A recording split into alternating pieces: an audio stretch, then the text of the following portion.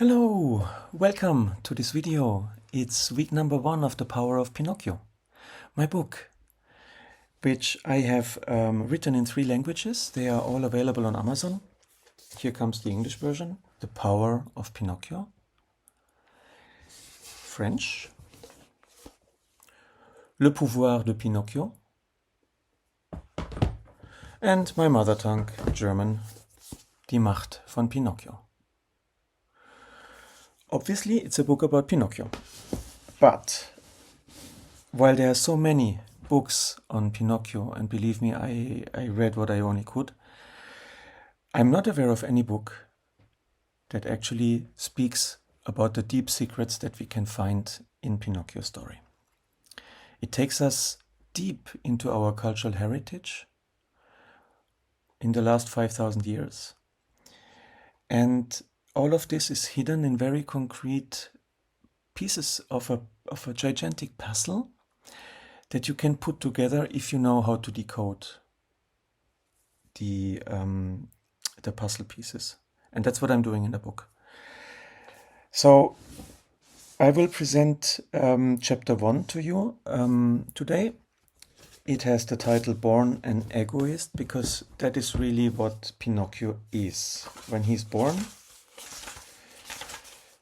he doesn't behave like this charming little fellow that we think we know so well. He is egoistic and reckless and puts Geppetto's life into the biggest disorder you can imagine.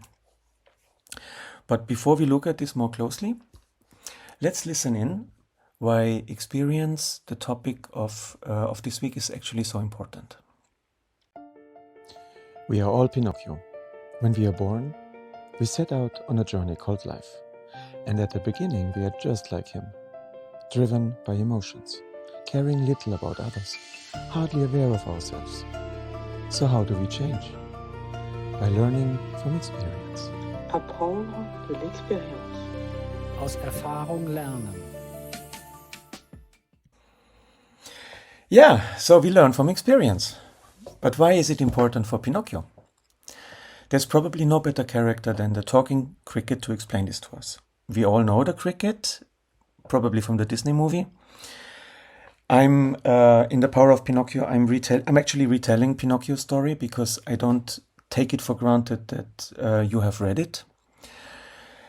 And you also need to know that the Disney movie only partially follows the original story.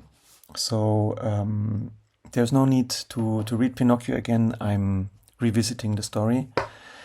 And that's what I'm also doing in chapter 1 of the book. It's Pinocchio's first day of life. He has just been carved.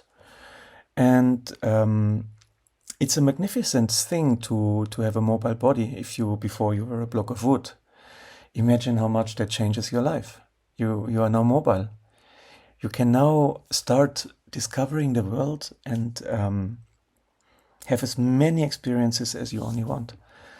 So, and that's what Pinocchio is doing, and he's doing it in a way that is actually gruesome. So he's the reason why Geppetto ends up in jail. He kills the talking cricket because he gets angry at her or him. He even loses his own feet because he falls asleep, exhausted, next to a fireplace, and his feet are slowly burning away. So that's quite a lot of drama for the first day of a young life. And just before the talking cricket is killed, there is a little conversation between the cricket and Pinocchio. And it goes like this. The cricket tells Pinocchio that it feels really sorry for him. And that's not something that Pinocchio likes hearing. And he asks, like, surprised, "But why do you feel sorry for me?" And the cricket replies, "I do feel sorry for you because you're a wooden puppet, but most of all, you have a wooden head." And that, for me, is the central theme of the story. Pinocchio now has a basic mission in front of him. He must lose his wooden head.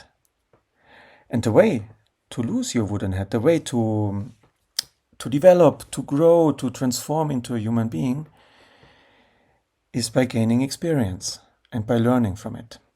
So let's listen in again. What is happening when we do that?